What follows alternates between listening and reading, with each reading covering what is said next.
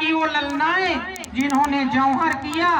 जौहर का मतलब आग में कूद कर पद्मिनी जैसे महारानियों ने जौहर मनाया था कि हम अपनी इज्जत अंग्रेजों के हाथ में नहीं देंगे, अपनी जान का उत्सर्ग कर देंगे। पूछिए उनसे, जब अगरबत्ती या मोमबत्ती में हाथ जल जाता है तो कितना दर्द होता है। और जब जीते जी हमारे देश की ललनाओं ने अपने आप को न्यौछावर कर दिया तो उनकी कुर्बानी के लिए हम दो शब्द बोल पाए, ये हमारे लिए बहुत ही गर्व का विषय है। आज देश अपने ऊंचाइयों को छू रहा है। हम सामरिक दृष्टि से, आर्थिक दृष्टि से, सामाजिक दृष्टि से, राजनीतिक दृष्टि से विश्व मानव पटल पर भारत का नाम स्वर्णिम अक्षरों में अंकित करवाने में अपने आप को गौरवान्वित महसूस कर रहे हैं। लेकिन किसी भी मंदिर में चमकता हुआ उसका जो सोने का कलश होता है उसकी कीमत उतनी नहीं होती है जितनी कि नींव में दबने वाले लोगों की होती है। नींव के पत्थरों से पूछो कि उनको कितना असह दुख सहना पड़ता है। हम देश, आजाद देश में पैदा हुए, आजाद देश के रहने वाले नागरिक हैं। हमारा देश 15 अगस्त 1947 को 200 वर्षों की गुलामी झेलकर आजाद हो गया। लेकिन हमारे रामलला 500 वर्षों तक अपने ही देश में आजाद नहीं हो पाए। ये कहाँ का संविधान था। हम अपने आप में लड़ाई लड़ते रहे और अपने रामलला को टेंट पे बैठाए रहे।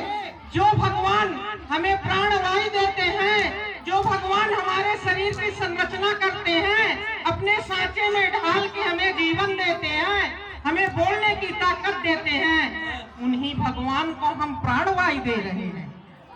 वाह, हमारे वेद शास्त्र भी इतने महिमा मंडित हैं कि भगवान को भी प्राण देने लगे।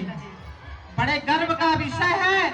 ये विद्यालय आज अभी राम लला के साक्षात दर्शन करवाने के लिए हम सभी की आंखों को तृप्त कर दिया। जहाँ की जैसी दीवारें होती हैं उसके अंदर रहने वाले लोग भी उसी तरह के होते हैं।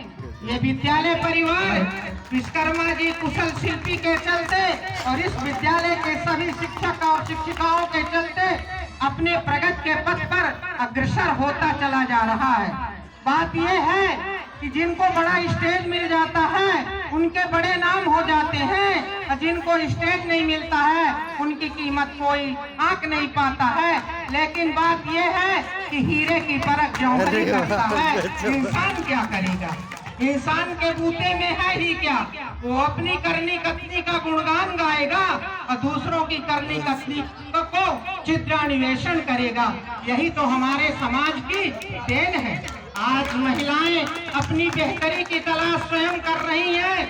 मातृ सत्तात्मक परिवार नहीं है, प्रतिसत्तात्मक परिवार है। आज भी महिलाओं की उन्नति और उनका सम्मान समाज को नहीं पचता है। ये मैं भली भांति जानती हूँ। मैंने 42 सालों तक शिक्षकी कार्य किया है।